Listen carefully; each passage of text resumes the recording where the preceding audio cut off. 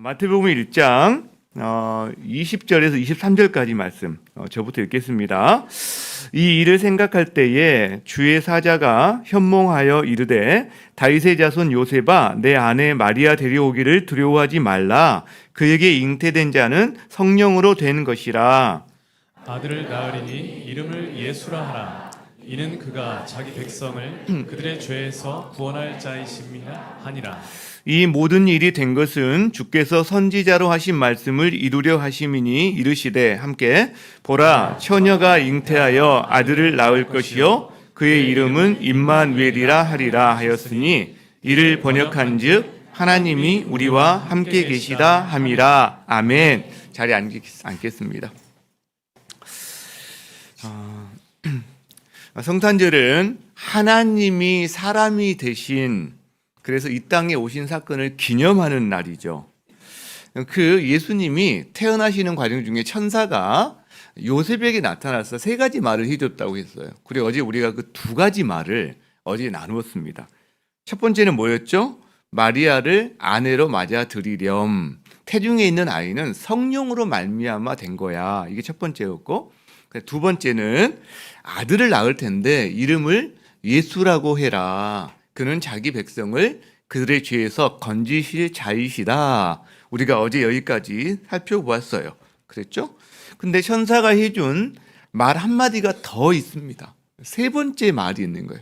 오늘 그걸 우리가 집중적으로 다루려고 하는데 바로 임마누엘입니다. 임마누엘.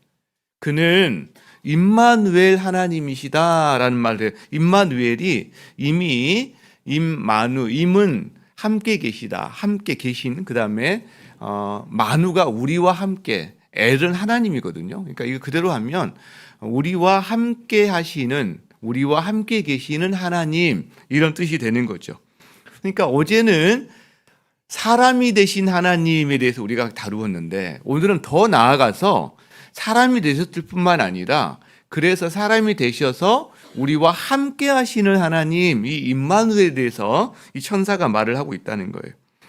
여러분, 그래서 이 예수님의 태어나는 사건은 어느 날 우연히 된 것이 아니라 이미 하나님이 예언하신 사건인데, 이 예언이 몇 년 전이냐면 약 735년 전에 이사야 선지자를 통해서 예언한 사건을 오늘 지금 이게 일어나고 있는 거다라는 말을 천사가 한다는 거예요.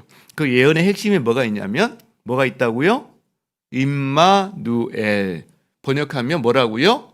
우리와 함께 하시는 하나님. 이게 있다는 거죠.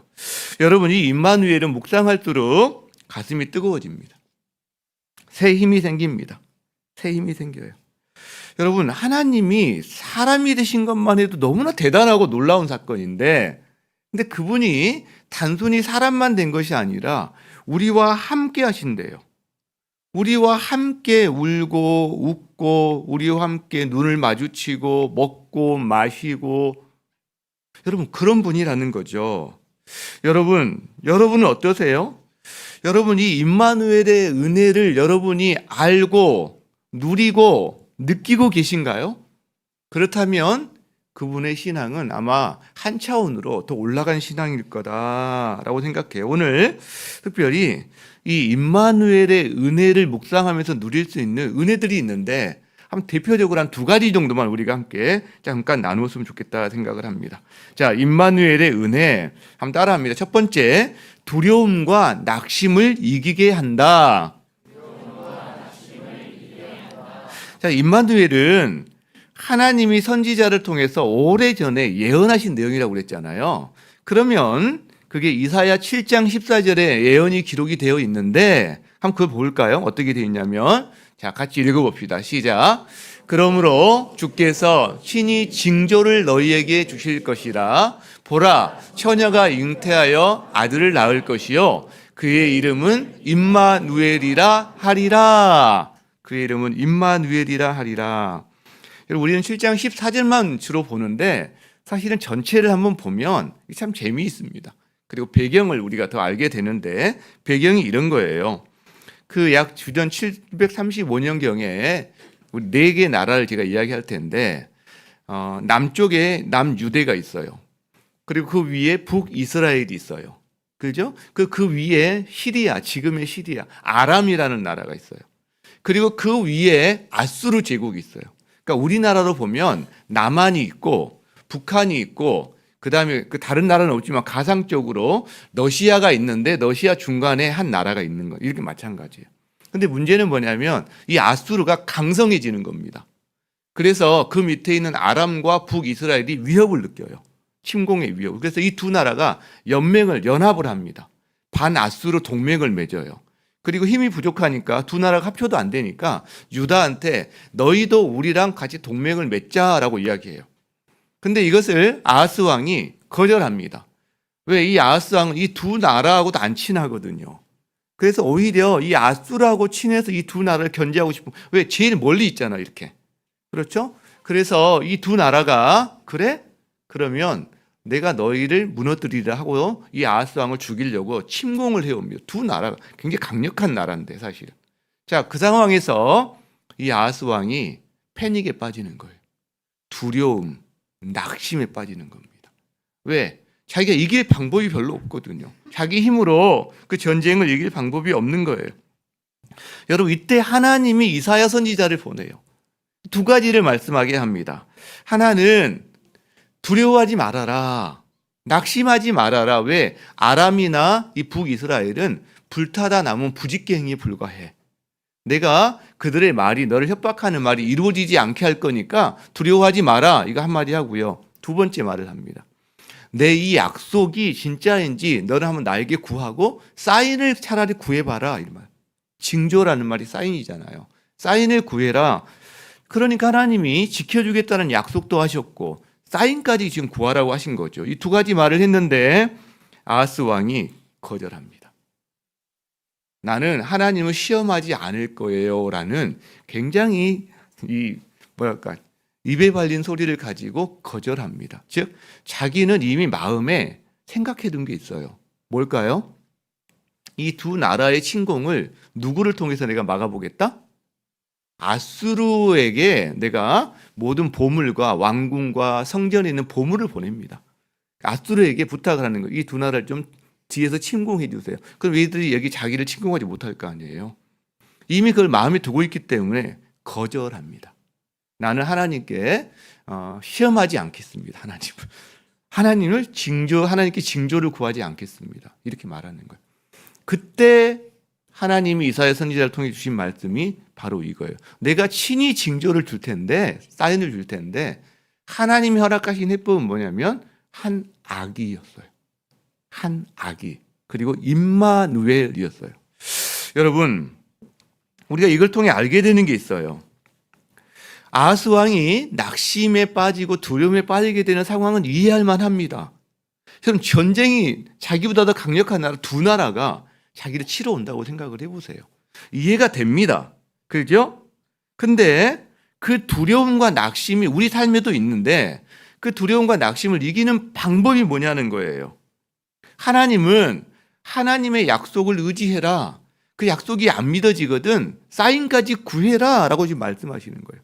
근데 아하스는요, 군사력을 의지하는 겁니다. 다른 나라의 군사력을 의지하는 겁니다. 그죠? 자, 아하스의 끝이 어떻게 되었을까요? 아하스의 끝이 자기가 의지한 그 군사력을 의지한 그 나라에 의해서 수치를 당하고 멸망을 당하게 됩니다. 실제로. 여러분, 우리 역시 아하스 왕과 비슷한 상황을 많이 경험할 수 있습니다. 세상에는 우리를 두렵게 하고 낙심시키는 것들이 많이 있습니다. 여러분, 그럴 때 어떻게 이길 수 있을까요? 두 가지 길이 있습니다. 아하스의 길이 있고요. 하나님의 길이 있는 거죠. 하나님의 길이 있는 거죠. 여러분, 하나님의 길이 뭐예요? 하나님의 약속을 의지하는 겁니다. 그리고 하나님의 그 약속의 핵심에 있는 임마누엘, 우리와 함께 하시는 하나님을 의지하고 그 은혜를 구하는 겁니다. 아하스의 길은요, 눈에 보이지 않는 하나님보다 뭔가 눈에 보이는 세상의 어떤 것들을 더 의지하는 겁니다. 이게 하나님의 길과 지금 아하스의 길로 나뉘는 거예요. 요즘 여러분에게 혹시 두려움과 낙심이 있다면 그게 무엇입니까? 올 한 해 여러분을 가장 두렵게 하고 낙심시켰던 것들이 무엇이었습니까? 그 혹시 내년을 맞이하면서 2024년에 여러분 마음속에 정말 두려워하는 게 혹시 있습니까? 여러분 그 두려움과 낙심이 있다면 여러분이 지금 이 하나님의 길과 아하스의 길 가운데 내가 어디에 더 가까운지, 내가 어떤 길을 선택하려고 하고 있는지를 우리가 한번 살펴볼 필요가 있다라는 거죠. 우리가 의지할 만한 게 있어요. 저걸 의지하면 될 것 같아요. 여러분 그래도 하나님과는 비교할 수 없습니다. 하나님과는 비교할 수 없다는 거죠. 그래서 우리 시선이 여전히 나를 두렵게 하는 것, 그리고 그것을 이길 수 있는 어떤 세상의 것에 고정되어 있다면 두려움과 낙심이 쉽게 떠나지 않을 거예요. 근데 우리의 시선이 하나님의 약속을 굳게 붙잡고 그 다음에 우리를 도우시는, 우리와 함께 하시는 임마누엘의 은혜를 우리가 누릴 수 있다면 두려움과 낙심도 이길 수 있을 거다라고 생각합니다. 이사야는 41장에서 두려움 가운데 붙잡을 수 있는 하나님의 약속을 우리에게 들려줘요. 같이 한번 우리 신앙 고백을 한번 읽어봅시다. 시작.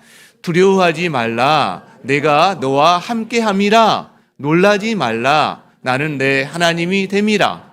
내가 너를 굳세게 하리라. 참으로 너를 도와주리라. 참으로 나의 의로운 오른손으로 너를 붙들리라. 아멘. 여러분 뭐라고 합니까? 왜 두려워하지 말라고 그러죠? 내가 너와 함께하기 때문에 너는 두려워하지 않을 수 있어 라고 말한다는 거예요. 이게 임마누엘의 은혜입니다. 하나님이 함께하시기 때문에 하나님이 그를 굳세게 하고요, 도와주고요, 하나님의 의로운 오른손을 붙드는 것 다 하나님이 함께하심입니다. 그 하나님이 함께하신 이 임마누엘의 은혜가 있는 사람은 두려움을 이길 수 있다라는 거죠.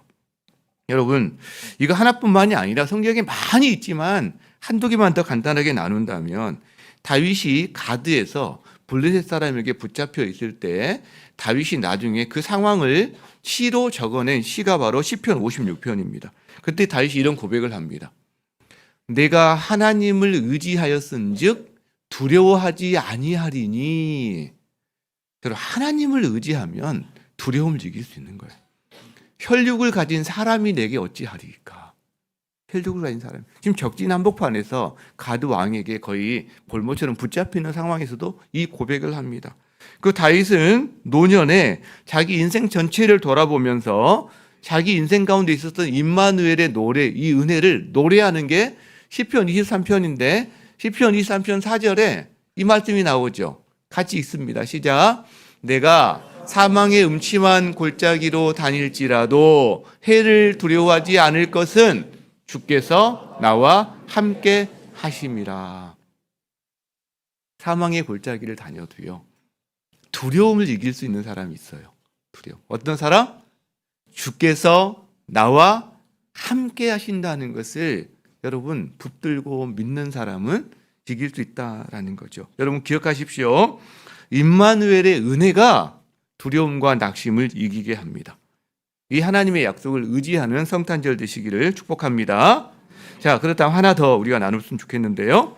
임마누엘의 은혜, 대표적인 은혜 또 하나가 더 있습니다. 따라 할까요?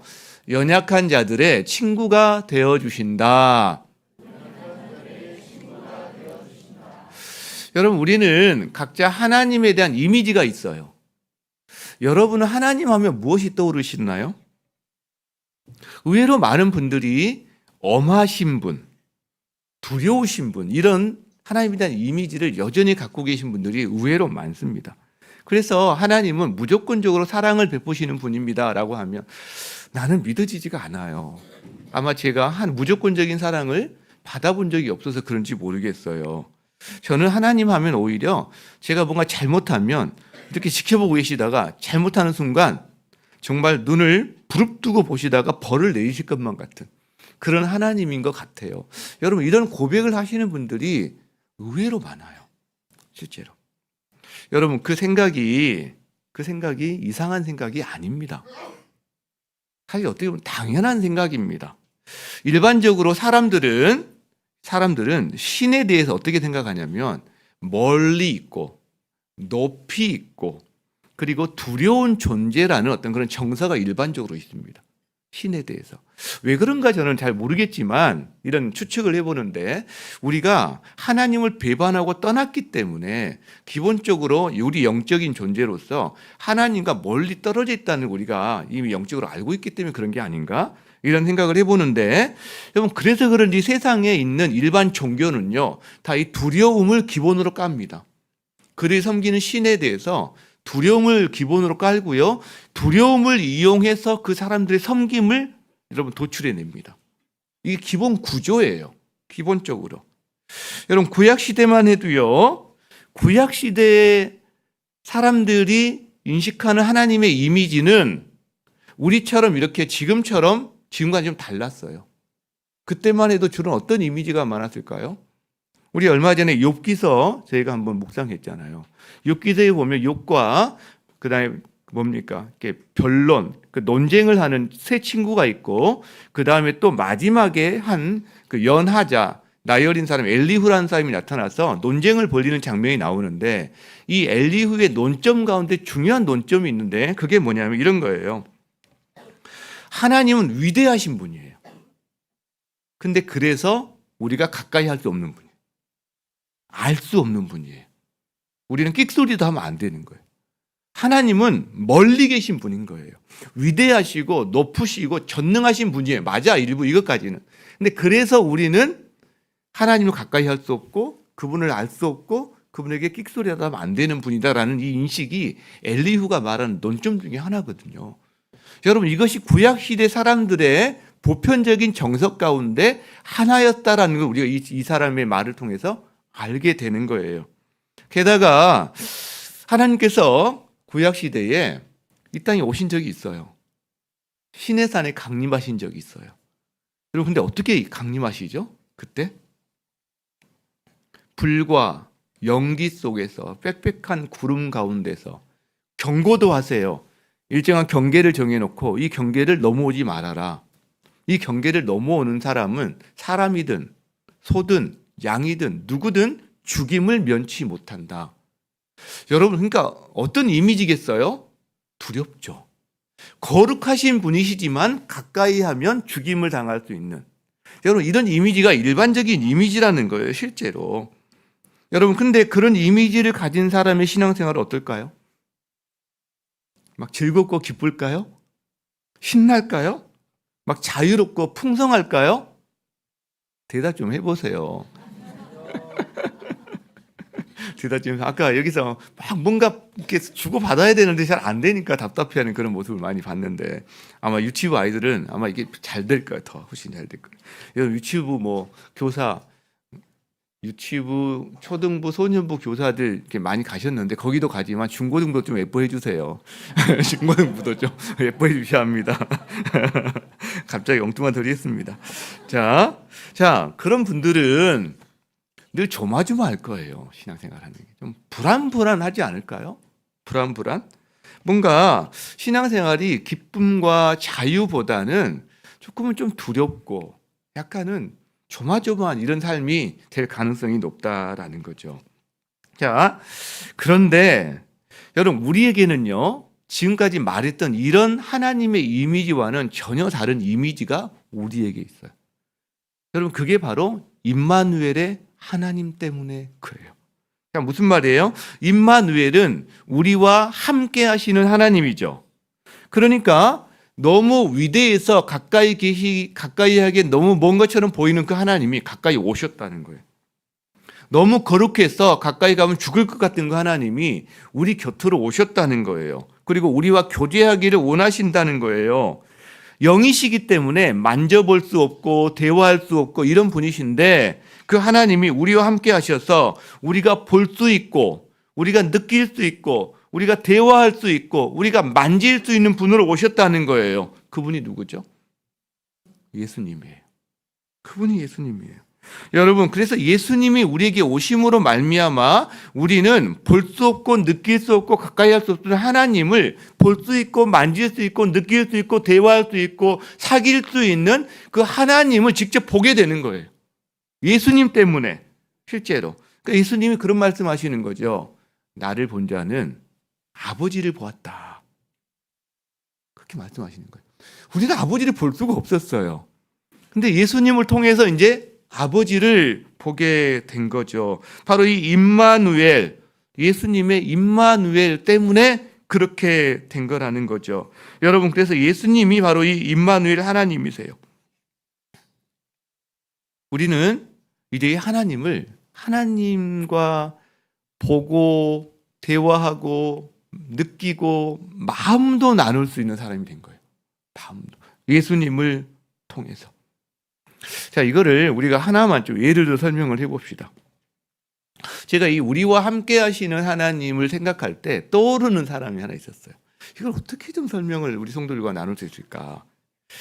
우리나라가 140여 년 전에 조선 땅이었어요. 조선시대 때나요?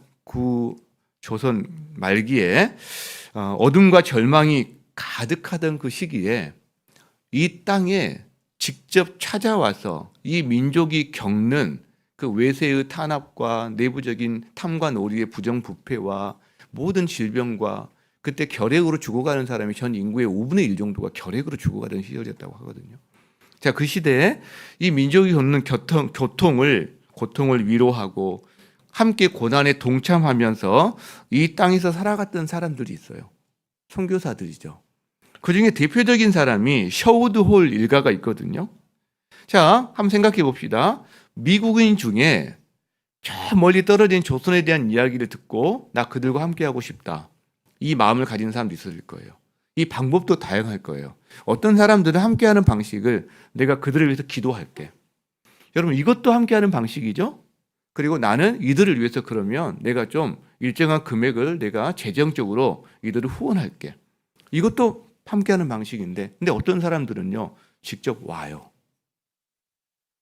태평양에 험한 파도를 헤치고 4개월 정도의 시간을 거쳐서 일본을 거쳐서 그 다음에 부산을 거쳐서 제물포를 거쳐서 그 다음에 서울까지 이렇게 와요. 그 긴 시간 동안을.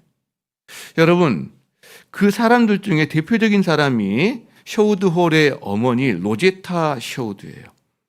로제타 셔우드. 그 사람은 조선에 직접 와서 조선 사람들과 함께 자기 일생을 보낸 사람이에요. 여러분, 그는 조선에 와서 자기 남편 윌리엄 홀하고 물론 이미 그 결혼 약속을 했지만 와서 한국에서 결혼을 합니다. 그리고 여기서 아들을 낳아요. 거기서 생긴 아들이 셔우드 홀인데 대한민국에서 태어난 최초의 눈 푸른 아이입니다. 이 아이가 어떻게 보면. 자, 그리고 청일전쟁 때 그 남편이 사람들을 이렇게 돕다가 도는 전염병 때문에 그때 죽게 됩니다. 남편을 양화진에 묻어요. 그리고 뱃속에 딸이 있었는데 그 아이를 안고 미국으로 돌아가게 됩니다. 거기서 몇 년을 지내다가 다시 아들과 거기서 나서 기른 딸을 데리고 한국에 또 와요. 오자마자 이 딸이 죽습니다. 걔도 아빠 곁에 묻어요. 그리고 계속해서 한국 사람들과 함께 의료 선교사로서 사람들을 돕습니다. 자신의 남편, 자신의 딸을 잃고도 자기 인생 전부를 이 땅의 사람들과 함께 지내요. 함께 지내요. 제가 잊혀지지 않는 이야기가 하나 있는데 16살 먹은 한 소녀가 있는데 화상을 입었어요. 시집을 가야 되는, 그때 한 16살이면 다 시집을 가는 때인데 이 화상 때문에 시집을 못 가는 거예요. 그래서 이 화상의 흉터를 제거해 주려고, 회복시켜 주려고 자신의 살점과 선교사의 살점 30점을 띄어서 이 16살 먹은 소녀에게 이식을 해줍니다. 이식을. 여러분, 그 이야기는 제 마음에 감동으로, 도전으로 남아있어요.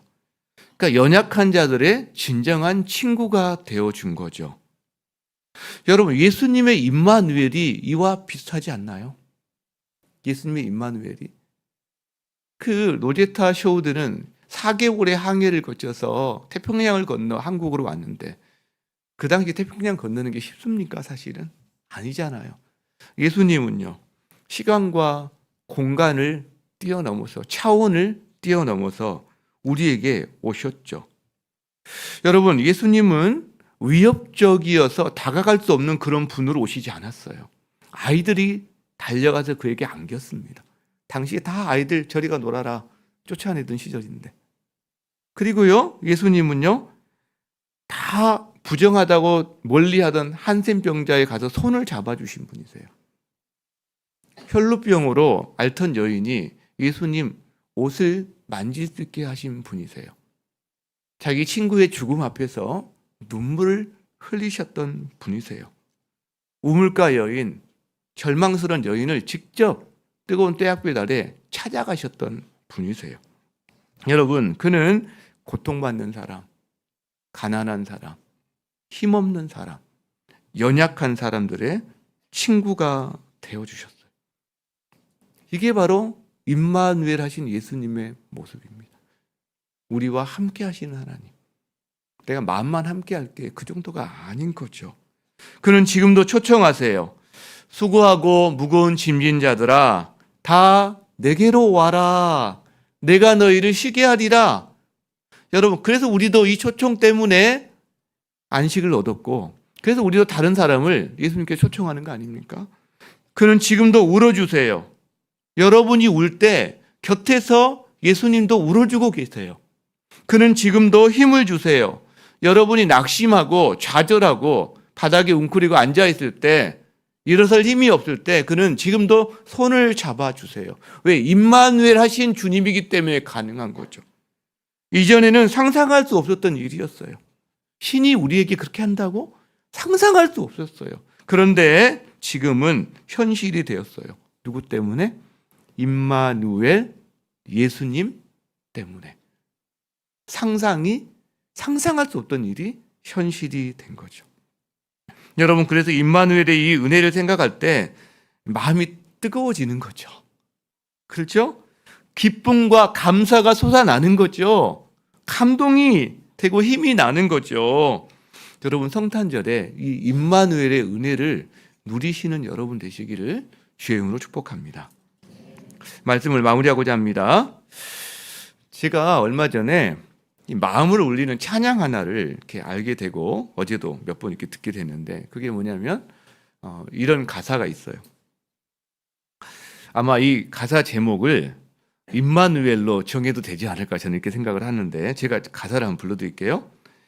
당신은 시간을 뚫고 이 땅 가운데 오셨네. 우리 없는 하늘 원치 않아 우리 삶에 오셨네. 자신의 편안 버리고 우리에게 평안 주셨네. 가장 낮은 자의 모습으로 우리 삶에 오셨네. 하나님, 우리와 영원히 함께 하시네.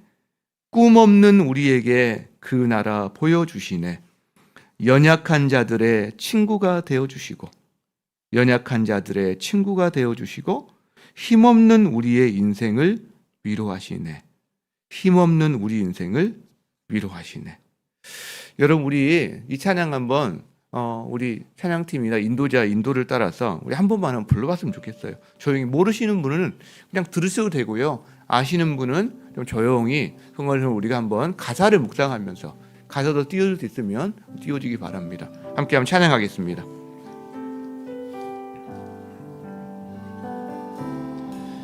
당신은 시간을 뚫고 이 땅 가운데 오셨네. 우리 없는 하늘 원치 않아 우리 삶에 오셨네. 당신의 편안 버리고 우리에게 평안 주셨네. 가장 낮은 자의 모습으로 우리 삶에 오셨네.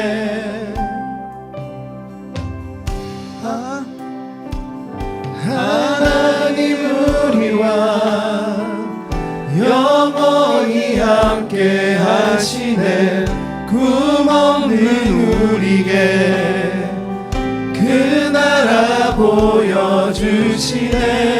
연약한 자들의 친구가 되어주시고, 힘없는 우리의 인생을 위로하시네. 한 번 더 찬양합시다. 당신은 시간을 뚫고, 당신은 시간을 뚫고 이 땅 가운데 오셨네. 우리 없는 하늘 원치 않아 우리 삶에 오셨네. 자신의 편안 버리고 우리의 경안 주셨네. 가장 낮은 자의 모습으로 우리 삶에 오셨네.